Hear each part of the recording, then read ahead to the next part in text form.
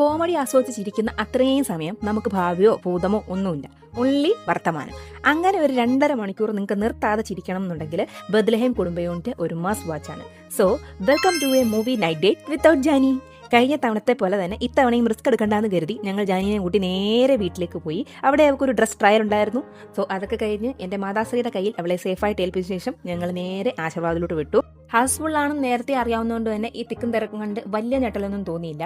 Seat booked ആണെങ്കിൽ പോലും ഏറ്റവും ആദ്യം ചെന്ന് ആ സീറ്റിലിരിക്കുമ്പോൾ ഒരു പ്രത്യേക മനസ്സുഖമാണ്.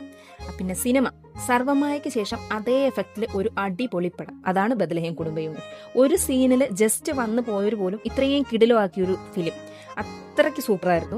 ഓണം തൂക്കിയെന്ന് തന്നെ പറയണം. അതായത് ഒരു സെക്കൻഡ് നമുക്ക് ഫോൺ നോക്കാനുള്ള ഗ്യാപ്പ് പോലും അവർ തന്നിട്ടില്ല. അത്രയും എൻഗേജിങ് ആയിരുന്നു. സിനിമ കഴിഞ്ഞ് തിരിച്ച് ഇറങ്ങി പോണ സമയത്ത് ഇനി ഒരു തവണ കൂടി അത് കാണണമെങ്കിൽ ഫുൾ ഫില്ലാണല്ലോ, എങ്ങനെ ബുക്ക് ചെയ്യും എന്നാണ് ഞങ്ങൾ ചിന്തിച്ചുകൊണ്ടിരിക്കുന്നത്.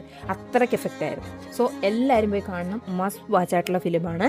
അപ്പോൾ സിനിമയൊക്കെ കഴിഞ്ഞ് ഞങ്ങൾ നേരെ വീട്ടിൽ ചെന്നു. നോക്കി കണ്ണു നട്ടിരുന്ന് എൻ്റെ കുട്ടി ഉറങ്ങിപ്പോയി. അപ്പോൾ ഇന്ന് ഇത്രയേ ഉള്ളൂ.